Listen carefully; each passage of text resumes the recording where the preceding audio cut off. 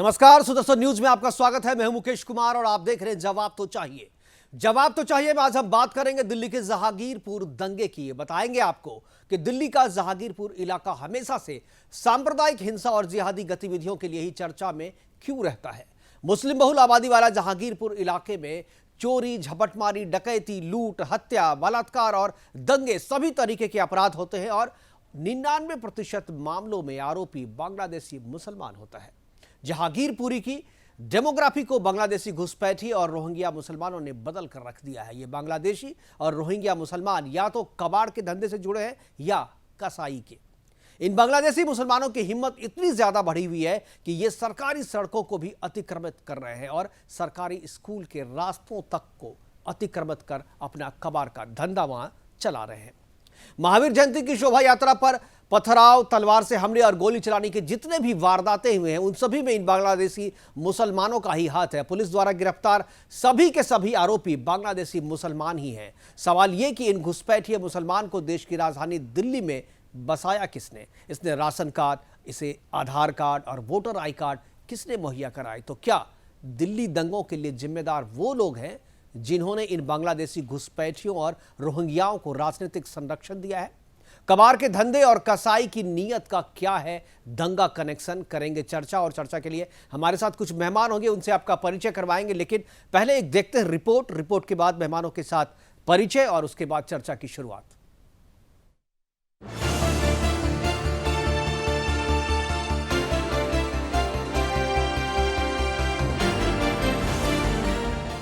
दिल्ली के जहांगीरपुरी में महावीर जयंती की शोभा यात्रा पर पत्थरबाजी के बाद दिल्ली पुलिस ने अपराधियों पर शिकंजा कसना शुरू कर दिया है। आपको बता दें कि जहांगीरपुरी के उस इलाके में ये दंगा हुआ था जहां बांग्लादेशी घुसपैठिए रहते हैं।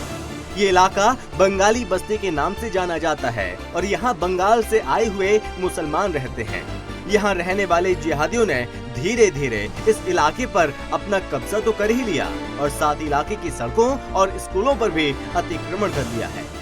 पूरी सड़कों पर अपना कबाड़ का कारोबार फैला दिया। आपको बता दें कि रोहिंग्याओं का इतना खौफ है कि आम लोग यहाँ जाने से कांप जाते हैं। कारण है आए दिन यहाँ पर लूटपाट होना, राहगीरों से छीना झपटी होना। यहाँ रहने वाले जिहादी यहाँ तक नहीं रुके। इस इलाके में मेन रोड पर आपको कसाईयों की कई दुकानें दिख जाएंगी जहां कटे जानवरों के शव टंगे रहते हैं। इसी बंगाली बस्ती में एक चोर बाजार भी लगता है और जहां लूटपाट और चोरी के सामान की बिक्री भी खुलेआम होती है। बंगाली बस्ती के जिहादी दिन में पूरे इलाके की रेकी करते हैं और रात को चोरी डकैती करते हैं। आश्चर्य की बात है कि 500 मीटर की दूरी पर ही जहांगीरपुरी पुलिस स्टेशन है और ये सारे काले कारोबार पुलिस की मौजूदगी में बड़े आराम से किए जाते हैं। Special desk, Sudarshan news.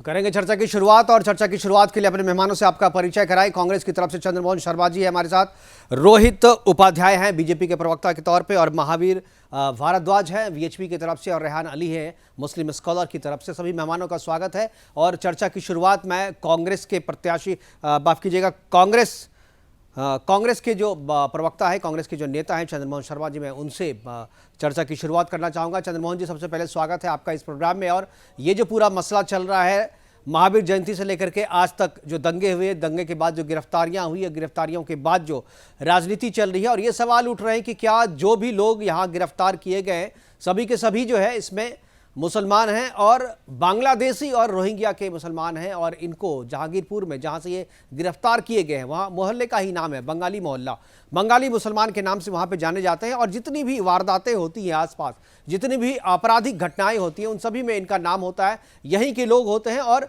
जो लोग गिरफ्तार किए गए उन सबका आपराधिक रिकॉर्ड है। और दिल्ली दंगे 2020 का जो दिल्ली दंगा था, सीएए और शाहीन बाग के मामले के बाद जो दंगा भड़की थी, उन दंगों में भी इन्हीं लोगों का हाथ था। और ये जो एक मसला आ रहा है कि इन सबको पॉलिटिकल संरक्षण, यानी जो हाथ है पॉलिटिकल लोगों का, पॉलिटिकल पार्टियों का हाथ इन अपराधियों के सर पे है, तभी इनकी हिम्मत इतनी बढ़ती है कि ये शोभा यात्रा पे खुलेआम मस्जिदों के ऊपर से पत्थर बरसाते हैं। ये भी नहीं, इन्हें फिक्र होती है कि सीसीटीवी कैमरा है उसके सामने में गोलियां चलाते हैं, तलवार लहराते हैं। ऐसा लगता है कि इन्हें किसी का कोई डर नहीं है, क्योंकि इनके जो आका हैं वो काफ़ी मजबूत है। कांग्रेस और आम आदमी पार्टी दोनों के नेताओं का नाम आता है कि दोनों के लोग जो है, दोनों पार्टियां जो है इनको संरक्षण देती है, अपने वोट बैंक के तौर पे इसे इस्तेमाल करती है, और इसीलिए इनकी हिम्मत जो है इतनी ज़्यादा बढ़ती है। क्या कहेंगे मुकेश भाई? आप वरिष्ठ पत्रकार हैं, लेकिन आप जब बात करते हैं, आपकी कोई मजबूरी रही होती है तो आप लास्ट में घुमा फिरा के कांग्रेस को ले आते हैं, क्योंकि भाजपा के नेता भी कहीं ना कहीं कुछ हुआ हो। नेहरू जी शायद जहांगीरपुरी से निकल के गए होंगे, ऊपर से आए होंगे, दंगा हो गया होगा, क्योंकि उनके पास कुछ और तो मिला नहीं, क्योंकि नेहरू जी ऊपर आए, वहां से निकल के दंगा हो गया। और आरोपी आरोपी होता है, ना वो मुसलमान होता है, ना वो हिंदू होता है, ना वो सिख होता है। आरोपी कोई भी हो, वो आरोपी होता है। अब आरोपी की संज्ञा मुसलमान में कर देना और हिंदू को ना कहना, आप आंशिक रूप से आप सही बता रहे हैं, आंशिक रूप से गलत भी है आपका 50%। कहते हैं कि आरोपी कोई भी हो सकता है, लेकिन दंगे का आरोपी मुसलमान ही होता है। अभी आतंकवादी मुसलमान ही होता है। आप उठा के रिकॉर्ड देखिए ना, हम लोग रिकॉर्ड पे बात करते हैं, कितने आतंकी हैं जो आपको लगे दूसरी किसी कम्युनिटी के हैं। भारत की बात कर रहा हूं मैं, विश्व की बात नहीं कर रहा हूं। देखिए मुकेश जी, मैं आपकी बात का वक्तव्य है कि इसमें भी जवाब दे दो, मुझे थोड़ा सा पूरा कंप्लीट करने दीजिए। देखिए, आरोपी कोई भी होगा, वो आरोपी होता है। उसके अंदर कोई मुसलमान नहीं होता, कोई हिंदू नहीं होता, कोई मजहब नहीं होता। और अगर आप कह रहे हो कि मुसलमान है, तो दिल्ली पुलिस के अंदर उसके अंदर कुछ और मजहब के लोग भी हैं जो उन्होंने आरोपी लिस्ट में दिए हैं। तो या तो वो गलत है या आप गलत हो। पहली संज्ञा मैं बता दूंगा मैं आपको। ठीक है, आप बोलिए बात पूरी कीजिए। अब आगे चलते हैं। अब आगे चलने का बात यह है कि अगर लोंगिया मुसलमान या बंगाली मुसलमान कहीं एकत्रित हुए तो उसके अंदर 15 साल के अंदर एमसीडी के अंदर भाजपा की सरकार है। और जो अंसार नाम का व्यक्ति जिसका लिस्ट आ रहा है, वो आप पार्टी कहती है भाजपा का है, और भाजपा कहती है आप पार्टी का है। मजेदार बात यह है कि दोनों पार्टी एक मजहब के व्यक्ति को तेरा और मेरा कहती जा रही है। जैसे यूपी के अंदर ना जैन तेरा ना मेरा, हवाले का पैसा किसका। अब ना तो वो भाजपा का है, ना वो बीजेपी का है, तो दंगा हुआ कैसे? अब दंगा भी हो गया, दंगे के अंदर दंगाइयों ने दंगा भी कर दिया, फिर नेहरू जी आए, नेहरू जी आने के बाद कांग्रेस का नाम लग गया। तो विषय उन लोगों से पूछा जाएगा मुकेश भाई जो सत्ता के अंदर है। वो आप सरकार दिल्ली के अंदर और सेंट्रल सरकार गृह मंत्री के अधीन दिल्ली के अंदर, अगर दिल्ली की नाक के नीचे अंदर अब तक 8 दंगे हो चुके हैं इस सरकार के आने के, तो इसका जवाब नेहरू जी या इंदिरा जी आके नहीं देंगे, वो लोग देंगे जिनकी एक अपील से ताली थाली और घंटी बज जाती है। उनको अपील करनी चाहिए। बिल्कुल रोहित उपाध्याय जी हैं हमारे साथ, उनसे हम लेंगे। लेकिन मेरा सवाल, चंद्रमोहन जी आप सही कह रहे हैं, बीजेपी को जवाब देना चाहिए, बीजेपी के प्रतिनिधि हैं यहाँ पे, हम पूछेंगे उनसे। लेकिन आपसे मेरा सवाल ये था कि क्या ये जो लोग हैं इनको पॉलिटिकल संरक्षण मिल रहा है? मान लीजिए कांग्रेस नहीं दे रही, आप कह रहे हैं अभी, क्योंकि कांग्रेस तो सत्ता में है ही नहीं कहीं पे, ना दिल्ली में है ना यूपी में है, और कहीं फाइट में भी नहीं दिख रही है, तो संरक्षण आप दे करके आप हार गए, या आपके जो वोट बैंक थे वो दूसरी पार्टियों ने हथिया लिए। आम आदमी पार्टी, क्या मैं ये बोल रहा हूँ कि इन दंगाइयों को पॉलिटिकल संरक्षण मिल रहा है, नहीं मिला, हाँ या ना, इसमें जवाब दीजिए। देखिए, बिल्कुल कहीं ना कहीं बेबाकी से कहूंगा, कहीं ना कहीं पर कोई ना कोई पार्टी का संरक्षण है। कोई राष्ट्रवाद के अंदर धर्म इन्वॉल्व करके आरक्षण कर रहा है, कोई नैतिकता को और ईमानदारी के बोध के अंदर कर रहा है। क्योंकि कुछ समय से पॉलिटिक्स के अंदर 3 चीजें बहुत मुख्य रूप से आई हैं। एक राष्ट्रवाद के अंदर धर्म, और एक ईमानदारी के अंदर कठोरता। तो वो दोनों पार्टियां के अगर नुमाइंदे आपने बिठाए हैं तो वो उसका जवाब देंगे कि 1947 के बाद के हिंदुस्तान में, 2014 के बाद के हिंदुस्तान में ऐसा क्या हो गया कि अगर कोई दंगा हो या कोई पृष्ठभूमि बने तो उसके अंदर हमें किसी का नाम लेना पड़ जाता है, हमें उसके कंट्रोल नहीं करा जा सकता।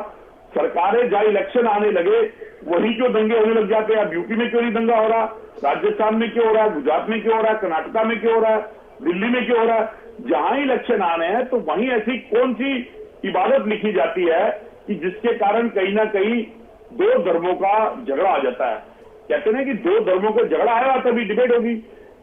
खाने को पेट में भूख है, तो दिल्ली में अभी कौन से दंगे हो रहे हैं, दिल्ली में कौन सा इलेक्शन है सर? अभी बात होगी तो अंसार पे होगी या किसी हिंदू पे होगी।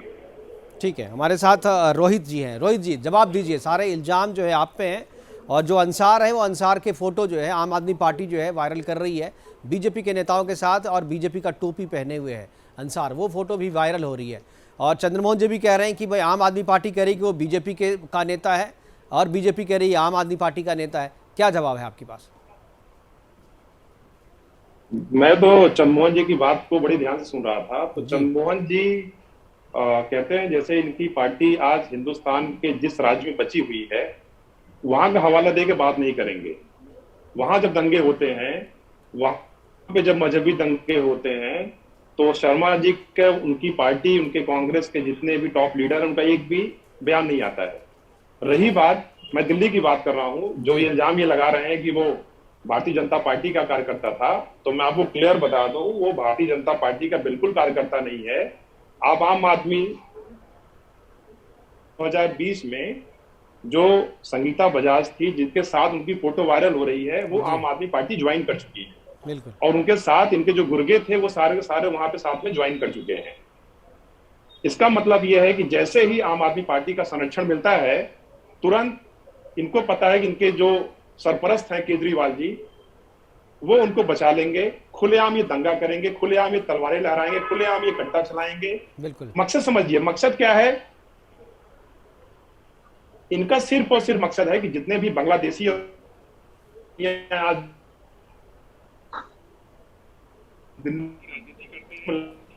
रोहित जी लगता है इंटरनेट का कुछ प्रॉब्लम है, कनेक्शन कुछ प्रॉब्लम कर रहा है, आपकी आवाज़ सही नहीं आ रही। अपना कनेक्शन एक बार रीचेक करें। रेहान जी के पास जाएंगे। रेहान खान, क्या आपको ये जहांगीरपुर दंगे में जितने भी लोग गिरफ्तार हुए हैं, रेहान अली, जितने भी लोग गिरफ्तार हुए हैं सभी के सभी बांग्लादेशी और रोहिंग्या मुसलमान हैं और सभी का पॉलिटिकल कनेक्शन बदल, किसी भी पार्टी से है इससे मतलब नहीं है। लेकिन जैसा कि अभी चंद्रमोहन जी कह रहे थे कि ये आरोपी जो है वो हिंदू और मुसलमान नहीं होता, आरोपी आरोपी होता है। लेकिन जितने भी आरोपी यहाँ पे हैं वो मुसलमान हैं, जितने भी आतंकी हैं वो मुसलमान हैं। आखिर ऐसा क्यों होता है? और ये जो इल्जाम आप लोगों पे लगता है, इस इल्जाम से बचने या इस इल्जाम से निकलने के लिए आप लोग क्यों नहीं अपने समाज में जागरूकता फैलाते हैं? और आप लोग जैसे लोग जो जिम्मेदार हैं, जिनकी बातें आपका समाज सुनता है, आप लोगों की बात, आप क्यों नहीं समझाते हैं कि इस तरीके की चीजों से बाहर आओ? भारत में रहना है तो आपको शांति से रहना पड़ेगा। रेहान अली, आप ये भी तो है सर, भारत में रहना होगा तो जय श्री राम कहना होगा। गलत क्या है इसमें? इसमें गलत क्या है? राम तो हमारी परंपरा के हैं, हमारे। नहीं क्यों कहेंगे हम? अरे क्यों नहीं कहेंगे भाई? क्यों नहीं कहने में गुरेज क्या है? अभी आपने तो कहा जय श्री राम, अभी तो आपने कह दिया जय श्री राम, अभी तो आपने कहा ना। मैं चलिए इस पे बहस मत कीजिए, इस पे पूरा, इस पे क्यों कहेंगे, इस पे अलग से डिबेट करेंगे हम, इस पे अलग से डिबेट करेंगे, इस पे अलग से डिबेट कर लेंगे हम। लेकिन अभी जो मैं कह रहा हूँ कि सारे जो आपके समाज के ही लोग क्यों निकलते हैं, सारे मुसलमान ही क्यों निकलते हैं? तो सर मैं जवाब ही तो दे रहा हूँ, आप सुनिए तो ले। आपने कहा कि आतंकवादी मुसलमान ही क्यों होता? पहले ये बताइए, गांधी जी हत्या की वो क्या मुसलमान था? कौन? इंदिरा गांधी जी की जिसने हत्या करी वो क्या मुसलमान था? सिखों को जो दिल्ली की सड़कों पे काटा गया क्या वो मुसलमान थे? सर बुराई बुराई होती है। कोई भी अगर कोई भी शख्स किसी भी तरीके का गुनाह या अपराध करता वो अपराधी होता है, वो उसका हिंदू मुसलमान से कोई ताल्लुक नहीं होता। पहली बात सुनिए, दिल्ली में 3 शोभा यात्रा निकली जिसमें कि 2 की परमिशन थी, परमिशन नहीं थी, और 1 की परमिशन चलो ठीक, तीनों की परमिशन थी, मान लिया तीनों की परमिशन ही थी। अब जिस रूट में बताया गया है, जहां पुलिस, देखिए मतलब दिल्ली पुलिस के आयुक्त राकेश ने कहा है कि जहां पूरी गिरी के सी ब्लॉक की मस्जिद के लिए कोई रूट की अनुमति नहीं थी, उसमें मस्जिद थी नहीं जिस जो रूट तय हुए थे। अब ये बताइए कि इस रूट पे शोभा यात्रा निकालने में किसका हाथ है? ठीक है रेहान, आप ये बताइए, ये आप एक चीज बताइए, आप तो अभी बड़ी भाईचारे की बात कर रहे थे। अगर रूट की इजाजत नहीं थी, अगर रूट की इजाजत नहीं थी, आप बात सुनिए, आपने जो बात किया, मैं आपको वही बात मैं आपको बता रहा हूँ सर, वो भी मैं बात आपको बता रहा हूँ। ठीक है चलो, गलत रूट पे आप ले गए, आपको किसने परमिशन दी कि देसी कट्टे आप लेके जाइए शोभा यात्रा में? किसने परमिशन दी कि आप कहिए कि मुल्ले काटे जाएंगे, ये होगा वो होगा? तीसरी बात, क्यों आप जो है तलवारें लेके गए? कौन सा धर्म ये कहता है कि आप कोई भी शोभा यात्रा निकालें उसमें देसी कट्टे या उसमें तलवारें निकालें?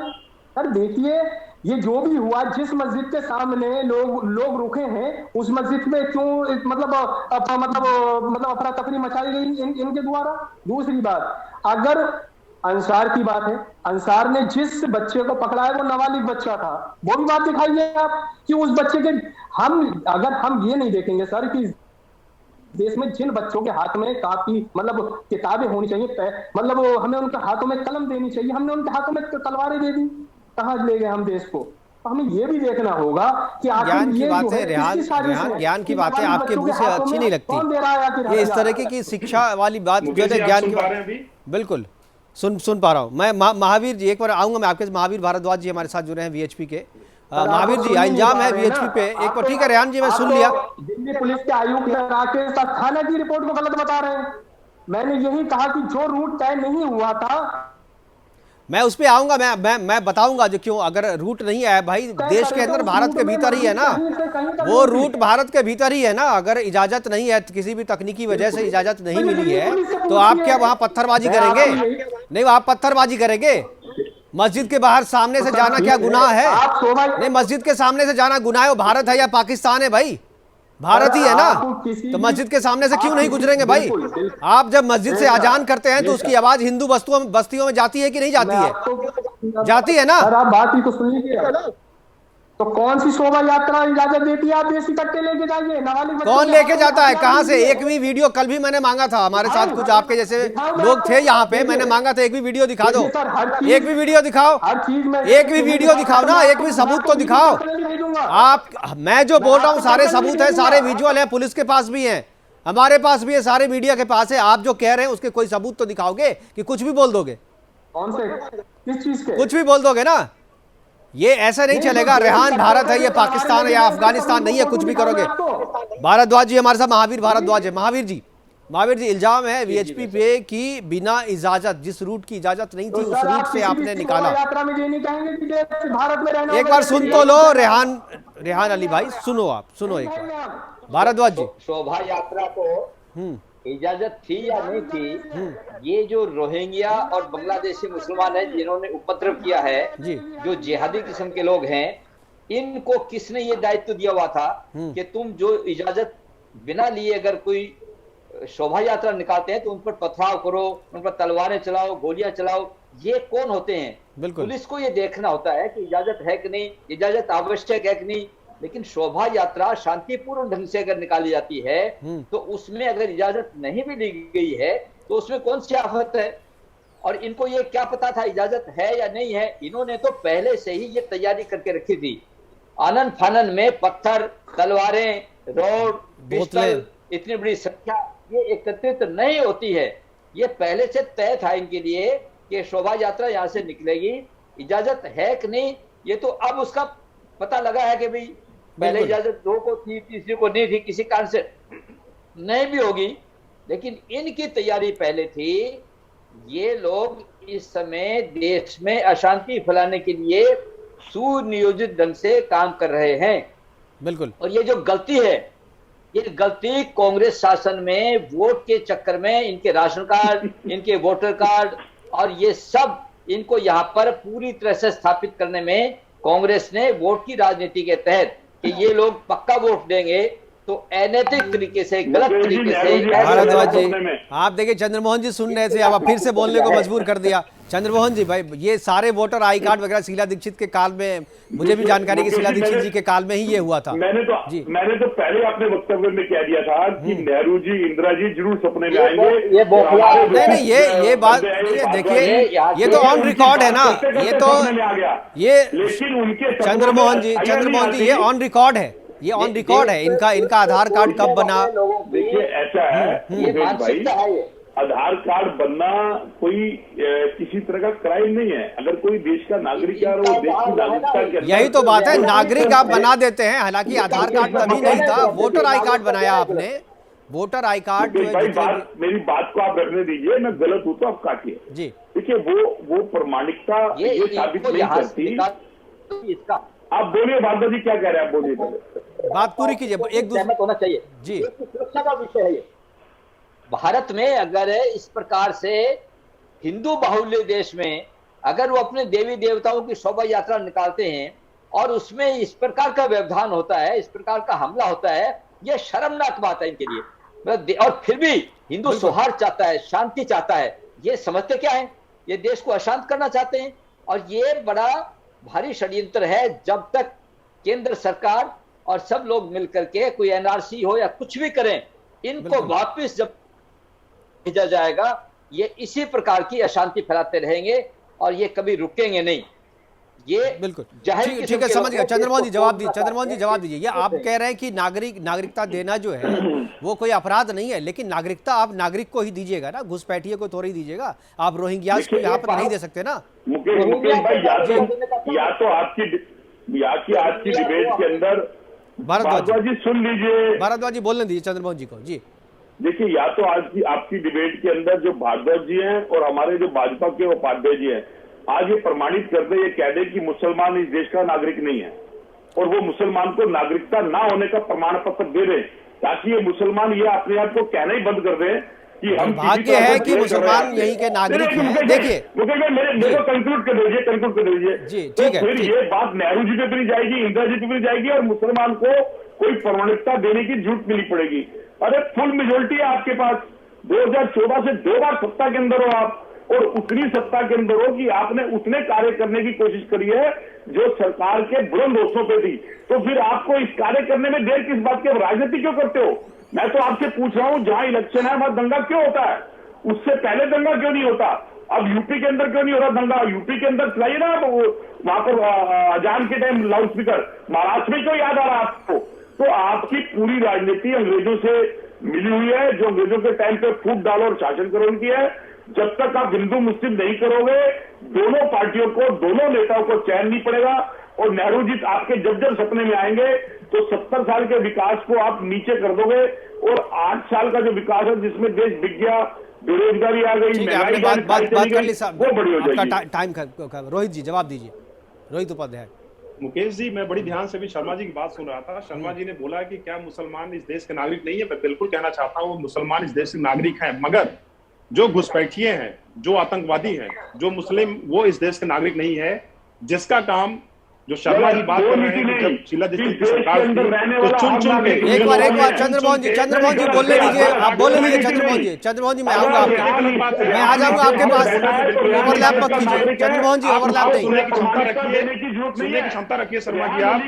मेरा कहने का मतलब सिर्फ एक है कि जब शीला दीक्षित की सरकार थी तो चुन चुन के उन बांग्लादेशियों को, उसी समय जो आपने बात कही कि उनके आधार कार्ड बनाए जा रहे थे, उनके वोटर ID कार्ड बनाए जा रहे थे, मकसद क्या था?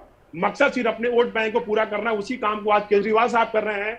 आज पूरे दिल्ली की बात करूं, लगभग 5 लाख के आसपास रोहिंग्या और बांग्लादेशी मुसलमान हैं यहाँ पे। उनको बसाने वाले ये जो सरपरस्त कांग्रेस के लोग थे, आज ये केजरीवाल साहब यहाँ पे हैं। वो 5 लाख जब कोर्ट बात करता है कि इसका जवाब दीजिए कि क्यों यहाँ पे 5 लाख है, तो आज ना तो कांग्रेस का कोई लीडर, ना ही यहाँ आम आदमी पार्टी का कोई सरकार का लीडर जाके वहां पे कोर्ट में जवाब देता है कि यहाँ पे 5 लाख जो लोग हैं क्यों हैं, कैसे यहाँ आए, उनको हटाने के लिए क्या प्लानिंग की जा रही है। तो कहीं ना कहीं ये साजिश की बू आती है कि चाहे वो कांग्रेस हो, चाहे वो आम आदमी पार्टी हो, सिर्फ अपने वोट बैंक को बचाने के लिए वो इनको सरपरस्ती दे रहे हैं। और दूसरी बात, आज तो ये हद हो गई है कि केजरीवाल साहब जो कहते हैं यहाँ पे एक ऐसे मुख्यमंत्री हैं, बिल्कुल जैसे कहते हैं अराजक। आज कोई भी दंगा होता है, मैं अभी सबकी बात बड़े ध्यान सुन रहा था, हर एक दंगे के अंदर में सिर्फ मुस्लिम कम्युनिटी के लोग ही क्यों होते हैं? दिल्ली के अंदर जितने भी दंगे हुए हैं अभी, चाहे वो आप ताहिर हुसैन को उठा लो, चाहे आप उनके पार्षद को, जितने भी लोग हैं उनको उठा लो। आज ये बात कर रहे हैं, अभी इन्होंने बात की, मेरी बीच में आवाज कट गई थी, इन्होंने बोला वो भारतीय जनता पार्टी का कार्यकर्ता था। तो मैं आपको बिल्कुल बताना चाहता हूँ कि भारतीय जनता पार्टी का कार्यकर्ता नहीं था। जो वहां पे पार्षद थी, जिनके साथ उनकी फोटो वायरल की जा रही है, ये बात वो पार्षद, बिल्कुल तभी आवाज आ रही थी आपकी, वो पार्षद जो है उनके साथ में जनवरी 2020 में आम आदमी पार्टी ज्वाइन कर चुकी है और ये उनके सारे गुर्गे थे। जैसे ही वो आम आदमी पार्टी में गए, उसके बाद सरपरस्ती किसकी मिली? केजरीवाल साहब की। उनको पता है कि जब जो देश के टुकड़े टुकड़े की बात करेंगे, चाहे वो कांग्रेस हो, चाहे वो आम आदमी पार्टी हो, वो कोर्ट का दरवाजा रात में 12 बजे खटखटाएंगे कि साहब इनको जेल नहीं होनी चाहिए। तो ये कांग्रेस की सरकार है जो यहाँ पे शर्मा जी आज बड़ी बड़ी बात कर रहे हैं। जब यहाँ पे फांसी की बात आती है आतंकवादियों की, तो वो जाके ये बात करेंगे। फिर क्यों नहीं जाके बात करते हैं कि रेहान अली, आपने सवाल उठाया कि इजाजत नहीं थी शोभा यात्रा की, फिर क्यों निकाली गई? तो इजाजत क्या मस्जिद से पत्थर बरसाने की ली थी आप लोगों ने? सुन नहीं पाए, मैं बोल रहा हूँ कि इजाजत शोभा यात्रा निकालने की नहीं थी, तो क्या पत्थर बरसाने की थी? क्या दिल्ली पुलिस ने कहा था कि पत्थर बरसाओ अगर निकलेगा तो? बिल्कुल आपका बात आप कुछ जायज है। मेरा कहने का मकसद ये है कि आखिर ऐसा करने पर कौन मजबूर कर रहा है? कौन कर रहा है भाई तो ये जो पत्थर फेंक रहे हैं उनसे पूछे ना, वो क्या बीजेपी की बात मानते हैं, सरकार की बात मानते हैं? वो तो आपकी बात मानते हैं ना। पुलिस ने रूट दिए थे, उस रूट के मुताबिक क्यों शोभा यात्रा नहीं निकाली गई? मान लीजिए रूट के हिसाब से नहीं निकली, उसको दिल्ली पुलिस उठा के ले गई ना, दिल्ली पुलिस सजा देगी, कोर्ट सजा देगी। आप ये बताइए ना, आप रेहान जो सवाल पूछा जा रहा है वो उस पर जवाब दीजिए ना। दूसरी चीज, मस्जिद के सामने रुक के क्यों नारे लगाएंगे? क्यों? अरे कोई नारा किसी ने नहीं लगाया, आपके पास कोई सबूत नहीं है। कल से मैं बोल रहा हूँ, एक भी वीडियो दिखाइए ना, एक भी सीसीटीवी फुटेज दिखाइए, किसी के पास कुछ भी नहीं है, कुछ भी बोल दे रहा हूं। देना चाह रहा हूं यहाँ पे रेहान जी को, जो रेहान जी मैं आपको पर्सनली मैसेज भेज दूंगा। तो क्या जब आपने एक वजह उठाया कि लाउड स्पीकर बजता है, क्या हमसे परमिशन लेकर लाउड स्पीकर बजाया जाता है? उनको ये नहीं पता जो वहां रहते हैं उनको कितनी तकलीफ होती है, परमिशन लेकर लाउड स्पीकर बजाते हैं वो। मैं ये कह रहा हूँ कोई भी इसमें दोषी पाया गया उसको वो अंसारों ने क्यों इस तरीके से पुष्पा वाला हमारे बच्चों की परेशानी होती है, उनको पढ़ने की दिक्कतें होती है, क्यों वो लाउड स्पीकर बजाते हैं? अगर ये हमारे हिंदुस्तान है, अपने हिंदुस्तान के अंदर में क्या अपनी हम शोभा यात्रा नहीं निकाल सकते? बेशक निकाल सकते सर, हम हो चुके हैं, हम इनसे पूछ के सारा काम करेंगे। अगर इनके बिना मर्जी से अगर हम शोभा यात्रा निकालते हैं, हमारे पे पत्थर चला जाएगा। ये कौन सी इंसानियत है? हिंदुस्तान में रह रहे हैं, यहाँ पे पाकिस्तान और कराची में रह रहे हैं, पहले नहीं निकलती थी, तमाशा बना रखा है इन लोगों ने। बिल्कुल आप सुनिए, शोभा यात्रा निकलती थी, शोभा यात्रा निकालिए, जो हमारी संस्कृति है, अब हम उसके द्वारा निकालेंगे, हम अपने संविधान के द्वारा काम करेंगे कि देश में कोई भी इस तरीके से घटना पहले। लेकिन ये आखिर कौन? अब ये बताइए, उन्हें पता है कि रूट पर शोभा यात्रा निकलनी है, इतने ढेर सारे पत्थर, वहां तलवारें कहां से आ जाती है? इसका मतलब कहीं न कहीं प्लानिंग है आप लोगों की, ये सारी चीजें वहां पे आती है। प्लानिंग तो है ही, और एक चीज है जो डर नहीं है, सीने में डर नहीं है, क्योंकि देखिए उत्तर प्रदेश के मुसलमानों